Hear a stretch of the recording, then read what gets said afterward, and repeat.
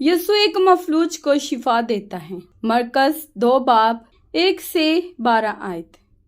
कई दिन बाद जब वो कुफरनहूम में फिर दाखिल हुआ तो सुना गया कि वो घर में हैं।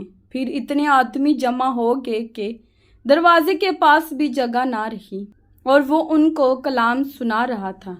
और लोग एक मफलूज को 4 आदमियों से उठाकर उसके पास लाए, मगर जब वो भीड़ के सबब से उसके नज़दीक ना आ सके तो उन्होंने उस छत को जहां वो था खोल दिया और उसे उधेड़ कर उस चारपाई को जिस पर मफलूज लेटा था लटका दिया।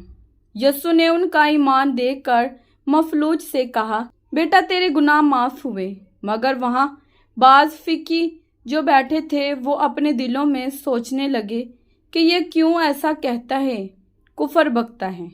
खुदा के सिवा गुनाह कौन माफ कर सकता है। और फियल फॉर यीशु ने अपनी रूह से मालूम करके वो अपने दिलों में यूं सोचते हैं उनसे कहा, तुम क्यों अपने दिलों में ये बातें सोचते हो? आसान क्या है मफलूज से ये कहना कि तेरे गुनाह माफ हुए, या ये कहना कि उठ और अपनी चारपाई उठा कर चल फिर। लेकिन इसलिए कि तुम जानो कि इब्ने आदम को ज़मीन पर गुनाह माफ करने का इख्तियार है। उसने उस मफलूज से कहा, मैं तुझसे कहता हूँ, उठ अपनी चारपाई उठाकर अपने घर चला जा। और वो उठा और फियल फॉर चारपाई उठाकर उन सब के सामने बाहर चला गया। चनाचा सब हैरान हो गए और खुदा की तमजीद करके कहने लगे, हमने ऐसा कभी नहीं देखा था।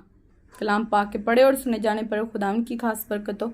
खुदावंद का शुक्र हो। आमीन। खुदावंद आप सबको बरकत दे। आमीन।